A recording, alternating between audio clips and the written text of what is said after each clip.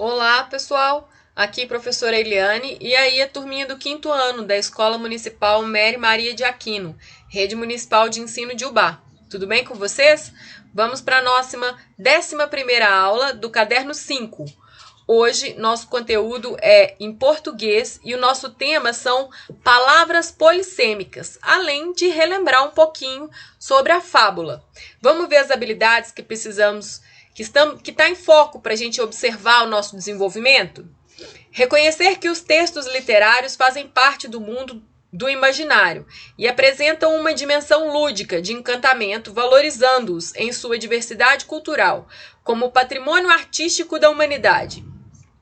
E a segunda, identificar o caráter polissêmico das palavras, uma mesma palavra com diferentes significados, de acordo com o contexto de uso, comparando o significado de determinados termos utilizados nas áreas científicas com esses mesmos termos utilizados na linguagem usual. Vocês estão careca de saber isso, vocês vão ver que tá facinho, hein? Tá gostosa a aula de hoje. Vamos lá. Vamos começar relembrando um pouquinho a fábula? No caderno pedagógico de vocês, a primeira atividade é justamente com uma fábula. Quem lembra aí o que é fábula? São pequenas histórias em que os personagens são animais e apresentam situações que nos passam alguma lição ou ensinamento. O grego Esopo é considerado o pai da fábula, sendo seguido depois por escritores como Fedro e o famoso francês Jean de La Fontaine. Então, meninos, a fábula tem algumas características especiais. Vamos identificar aqui, olha. É uma narrativa curta, quer dizer, é uma história curta. Os personagens são animais com comportamentos humanos, pode ser oral ou escrita. Quase sempre traz uma crítica a um comportamento, a um valor ou a um grupo social e por isso mesmo, sempre no finalzinho a gente tem uma lição de moral que está implícita ou explícita dentro da história, da nossa narrativa. Eu trouxe uma aqui já antiga, conhecida de nós todos, para a gente poder identificar isso. A pomba e a formiga. Olha, quase sempre a fábula traz o nome dos animais envolvidos no título. Uma formiga sedenta veio à margem do rio para beber água. Para alcançá-la, devia descer por uma folha de grama. Quando assim fazia, escorregou e caiu dentro da correnteza. Uma pomba, pousada numa árvore próxima, viu a formiga em perigo. Rapidamente arrancou uma folha da árvore e deixou-a cair no rio, perto da formiga, que pôde subir nela e flutuar até a margem. Logo que alcançou a terra, a formiga viu um caçador de pássaros que se escondia atrás de uma árvore, com uma rede nas mãos. Vendo que a pomba corria perigo, correu até o caçador e mordeu-lhe o calcanhar. A dor fez o caçador largar a rede e a pomba fugiu para um ramo mais alto. De lá, ela arrulhou para a formiga. Obrigada, querida amiga. Moral: uma boa ação se paga com outra. Essa fábula tem variações de escrita, né, gente? Nós já vimos ela como um diálogo entre a pomba e a formiga.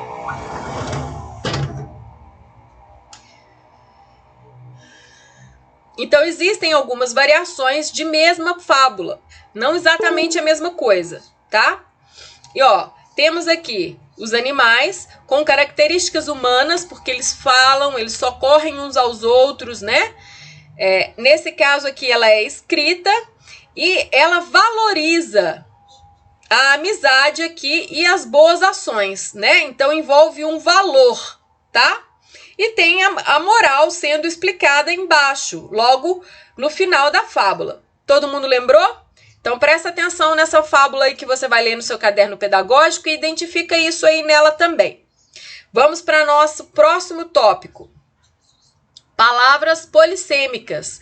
A própria explicação lá nas habilidades sobre o que são palavras polissêmicas já deu uma brecha para gente sobre o que é. Mas eu trouxe esse vídeo que explica um pouquinho melhor e eu acho que está mais divertido de aprender. Vamos acompanhar? Olá, tudo bem com você? Nessa videoaula, a gente vai falar sobre as palavras polissêmicas, aquelas palavras que possuem mais de um significado, mesmo sendo palavras iguais. palavras que se escrevem igual, mas que, dependendo do contexto, significam outra coisa, como a palavra manga, que, dependendo do contexto, pode ser a fruta ou uma parte da camiseta, a manga da camiseta. Uma outra palavra que também é polissêmica é a palavra letra. A palavra letra pode se referir a letras do nosso alfabeto, como as letras A, B, C ou D, por exemplo. Além disso, a palavra letra pode se referir a uma letra de música. Se eu jogar na internet uma letra de música que eu gosto, vou conseguir encontrar toda a música escrita. Percebe que estas duas palavras, a palavra letra e a palavra manga, são palavras que escrevemos e falamos da mesma maneira, mas que, dependendo do contexto, significam duas coisas diferentes? É como acontece também com a palavra canal, que, dependendo do contexto, pode ser um rio, um canal, um curso de água, ou pode ser também um canal de televisão, ou até mesmo um canal do YouTube. Bom, palavras polissêmicas são então aquelas palavras que possuem sentidos muito específicos, dependendo do contexto, como a palavra prova, que pode ser tanto uma prova de escola, um teste, quanto uma prova de um crime, alguma coisa que comprova que aquilo é real.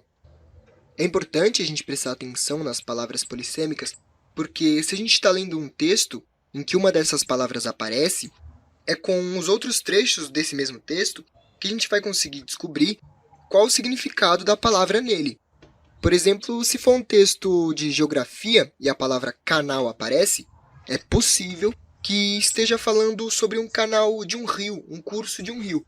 Agora, se você está na sala da sua casa e alguém fala mude de canal, você vai saber que é para mudar de canal da televisão, não tem nada a ver com o rio. Uma outra palavra que pode ser compreendida como uma palavra polissêmica é a palavra astro.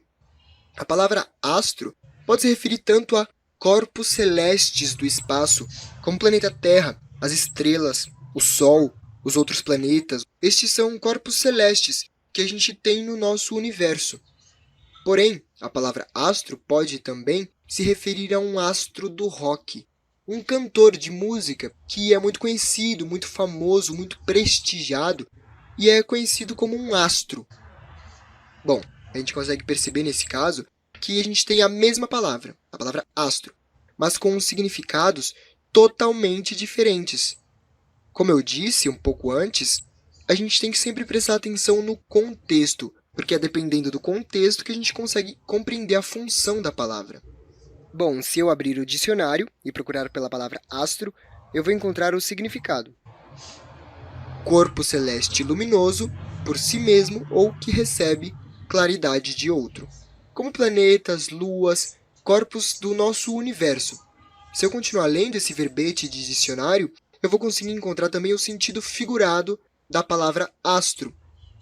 No caso, um ator de cinema, de teatro ou televisão, por exemplo, que se tornou famoso, pode ser chamado de astro. Bom, acho que já deu para ficar claro, então, que palavras polissêmicas são palavras iguais, mas com significados diferentes e que dependem do contexto para que a gente entenda o seu significado. Eu vou ficando por aqui.